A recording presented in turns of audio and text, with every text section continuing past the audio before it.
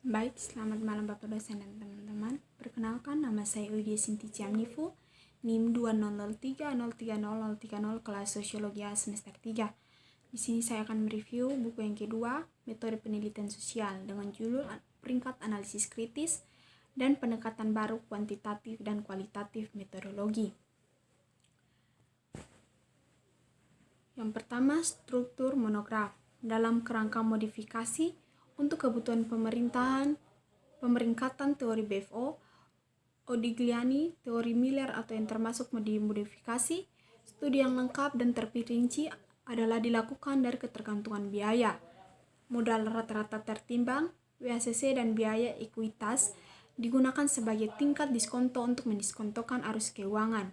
Pada rasio keuangan yang harus digunakan dalam pemeringkatan tergantung pada usia perusahaan atau untuk BFO teori, tingkat pembiayaan yang dipinjam dan tingkat perpajakan dalam rentang yang luas, nilai ekuitas dan biaya modal hutang untuk perusahaan selamanya serta untuk perusahaan usia sewenang-wenang. Berikut pentingnya pemeringkatan. Pemeringkatan adalah salah satu instrumen terpenting untuk mengatur pasar keuangan. Tugas utamanya adalah menilai kausalitas aset dan dengan mempertimbangkan faktor risiko. Dilakukan oleh para ahli independen, pemeringkatan mencirikan kelayakan kredit dan peminjaman, memprediksi tren di dalamnya atau mengkarakterisasi daya tarik investasi proyek. Mereka memainkan peran penting dalam pengambilan keputusan.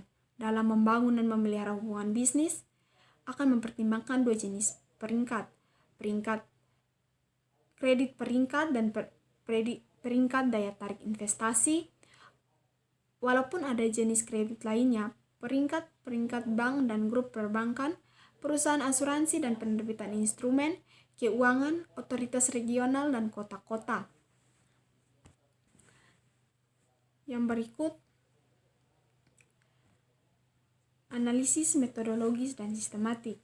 Kekurangan dalam peringkat kredit yang ada emiten non-keuangan, analisis kekurangan metodologis dan sistematik. Dalam peringkat kredit yang emiten non-keuangan telah dilakukan oleh kami. Kami telah menganalisis metodologi 3 besar yaitu STAR, PORTS, FIX, dan MODS. Dan dengan National Rusia Lembaga Pemeringkatan ACRA. Yang berikut, kedekatan lembaga pemeringkatan.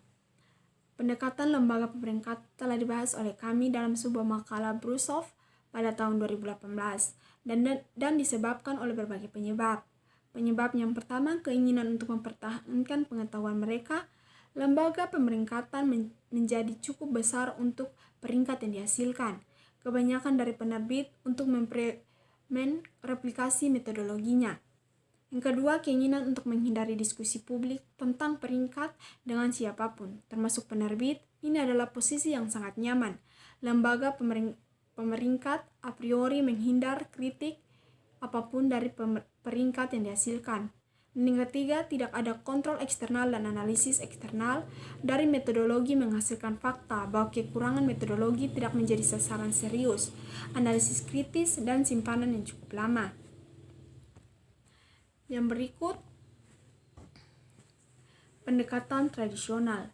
Menurut pendekatan tradisional atau empiris, biaya rata-rata tertimbang dari modal, WACC, dan kapitalisasi perusahaan terkait. CV atau WACC tergantung pada struktur modal dan tingkat level biaya hutang selalu menjadi rendah dan biaya ekuitas karena yang pertama memiliki risiko lebih rendah. Karena dalam klaim kebangkrutan kreditur dipenuhi sebelum klaim pemegang saham. Akibatnya peningkatan proporsi modal utang berbiaya lebih rendah secara keseluruhan. Struktur permodalan sampai batas yang tidak menyebabkan terganggunya kesinambungan keuangan dan meningkatnya risiko kebangkrutan menyebabkan biaya rata-rata tertimbang yang lebih rendah. Yang berikut, modifikasi Modigliani Miller teori untuk kasus pajak muka pada pembayaran laba. Studi pertama atau studi kuantitatif pertama Tentang pengaruh struktur modal, perusahaan pada indikator kegiatannya adalah karya pemenang hadiah Nobel Modigliani dan Miller. Teori mereka memiliki banyak keterbatasan. Salah satu yang paling asumsi penting dan serius dari teori Modigliani Miller adalah bahwa semua arus keuangan serta semua perusahaan adalah kekekalan. Batasan ini telah dihapus oleh Brusov, Filotova, Arekhova pada tahun 2008 yang telah menciptakan BVO, teori-teori modern tentang biaya modal dan struktur modal untuk perusahaan usia sewenang-wenang. Terlepas dari kenyataan bahwa teori Modigliani-Miller pada tahun 1958, 1963, dan 1966 saat ini merupakan kasus-kasus dari teori umum, biaya modal, dan struktur modal. Teori Brusov, Filotova, dan Arekhova masih banyak digunakan di barat. Yang berikut, teori modern tentang biaya modal dan modal struktur Brusov, Filotova, Arekhova, atau teori BVO. Hanya dengan tidak adanya pajak perusahaan, kami memberi bukti yang ketat dari Brusov, teorema Filotova, dan Arekhova bahwa biaya ekuitas serta biaya rata-rata tertimbangnya WACC tidak tergantung pada masa pakai atau usia perusahaan menjadi Modigliani. Teori Miller dapat digeneralisasi untuk perusahaan seumur hidup. Sampai baru-baru ini sebelum tahun 2008 ketika makalah pertama oleh Brusov, Filotova, dan Arekhova telah muncul teori dasar atau yang pertama kuantitatif. Biaya modal dan struktur modal perusahaan adalah teori Nobel pemenang hadiah Modigliani dan Miller. Yang berikut, kedekatan lembaga pemeringkat. Kedekatan lembaga pemeringkat disebabkan oleh berbagai penyebab. Yang pertama, keinginan untuk mempertahankan pengetahuan mereka. Lembaga pemeringkatan mendapatkan uang yang cukup besar untuk peringkat yang dihasilkan, atau kebanyakan dari emission, untuk mereplikasi metodologinya. Yang kedua, di sisi lain, kedekatan lembaga pemeringkat disebabkan oleh keinginan untuk menghindari diskusi publik tentang peringkat dengan siapapun termasuk emission. Ini adalah posisi yang sangat nyaman. Lembaga pemeringkatan atau a priori menghindari kritik apapun yang dihasilkan pemeringkat. Tidak adanya kontrol eksternal dan analisis eksternal dari metodologi menghasilkan fakta bahwa mereka kekurangan metodologi yang tidak menjadi sasaran serius, analisis kritis, dan disimpan cukup lama. Yang berikut, penerapan Modigliani Miller teori dimodifikasi untuk kasus maju, pembayaran pajak atas laba, dan dalam pemeringkat metodolog. Pada saturasi, WACC mencapai nilai atau ekuitas biaya pada tingkat level. Ini berarti bahwa untuk nilai yang tinggi, seseorang dapat memilih sebagai tingkat diskonto dengan akurasi yang baik. Dengan demikian, peran parameter meningkatkan secara drastis. Metode penentuan parameter telah dikembangkan oleh Anastasia Brusova pada tahun 2011.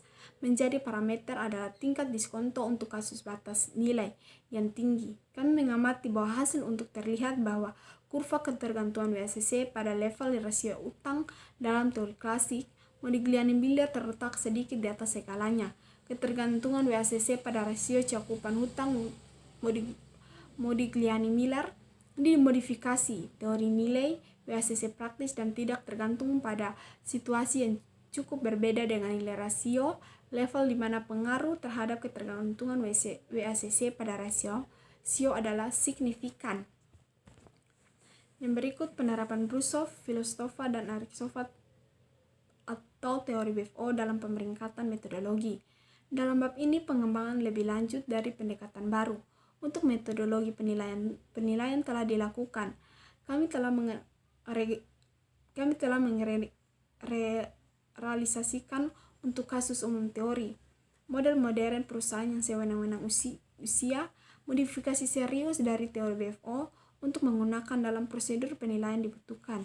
Hal ini memungkinkan kita untuk menerapkan hasil yang diperoleh untuk ekonomi real, di mana semua perusahaan memiliki masa hidup yang terbatas, memasukkan faktor waktu ke dalam teori, mempraktikkan kelayakan kredit perusahaan usia, sewenang-wenang atau seumur hidup, memperkenalkan dan mendiskontokan arus keuangan, menggunakan tingkat diskonto yang benar, Hal ini memungkinkan kami untuk menggunakan alat yang kuat dari teori BFO dalam pemeringkatan. Semua ini membuat baru atas dasar metodologi penilaian. Yang berikut, rasio cakupan. Kami dari rasio cakupan akan mempertimbangkan 3 jenis rasio cakupan, yaitu rasio cakupan utang, rasio cakupan bunga kredit, dan rasio cakupan utang dan bunga kredit. Perhatikan bahwa jenis rasio terakhir telah diperkenalkan oleh kami untuk pertama kalinya penilaian yang lengkap tentang kemampuan penerbit dan untuk membayar utang dan membayar bunganya. Rasio cakupan hutang dan bunga kredit atau rasio baru. Mari kita sekarang mempelajari ketergantungan biaya modal, rata-rata tertimbang perusahaan atau WACC pada rasio cakupan utang dan bunga kredit secara bersamaan. Ini adalah rasio baru diperkenalkan oleh kami untuk pertama kalinya. Di sini untuk yang lebih lengkap uraian tentang kemampuan emulation untuk melunasi utang yang membayar bunganya. Yang berikut, modal investasi. Efektivitas proyek investasi dipertimbangkan dari 2 perspektif, pemilik ekuitas dan utang dan pemegang ekuitas saja.